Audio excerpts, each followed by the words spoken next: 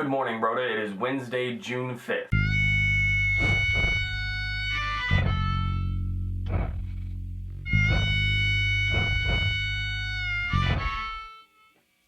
The way that I read is different from the way some people read, and it's certainly different from the way I read about 10 years ago. Up until my junior English class, I really thought of literature as a tool with which you could prove your intellect. I loved thorough reading.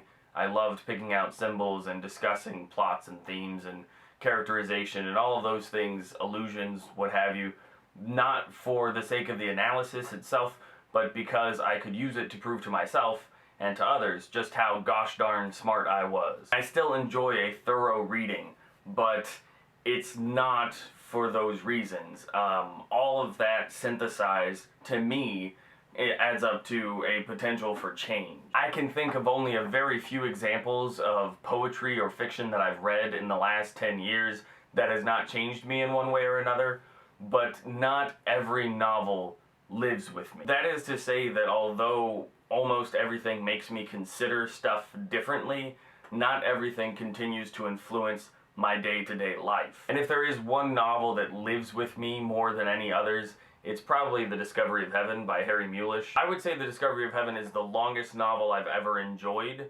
I'm sure that Lord of the Rings is longer, but I can't really say that I enjoyed it all the way through. But with The Discovery of Heaven, you get this massive and epic plot.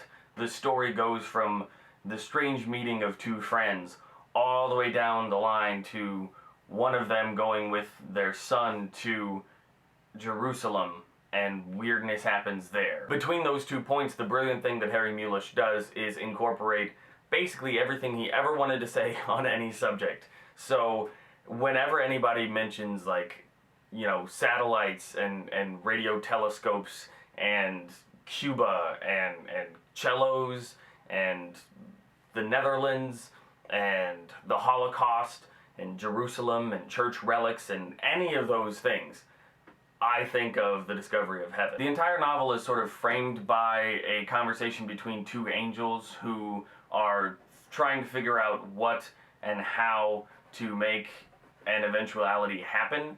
And so it's sort of them like putting the wheels in motion or knocking the dominoes over. And maybe that's not the most apt description. Maybe it's more like a Rube Goldberg machine, because it's incredibly complex. You can see all of the changes that they're making, all of the events that they're sort of pushing to make something happen, but you never know what it is that is happening until it happens. So it's not only very insightful about the way that people deal with each other and the way they deal with like crazy circumstances beyond their control, it's also a meditation on how to construct a plot that is compelling without being predictable. The Discovery of Heaven is kind of like a million-piece puzzle. You can work on it for a long time, and there's gonna be like an image in there, and you can start to see parts of the image as you're putting the pieces together, but not until you've got almost the whole thing done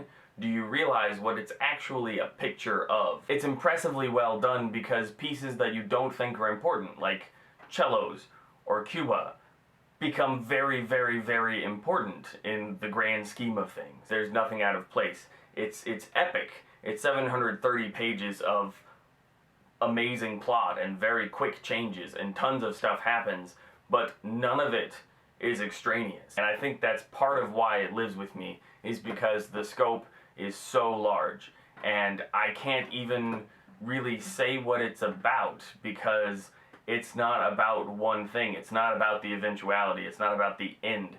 It's not about the little things that happen on the way. It's about all of those things and all of the cultural zeitgeist that is surrounding it in the 60s and as time goes on. I love everything about this novel, and I haven't really recommended it to people because I don't know how to say why someone would like it. I can only say that someone would like it. I'm pretty confident that you, whoever you are, would enjoy this novel. So you should read The Discovery of Heaven, and I will see you later.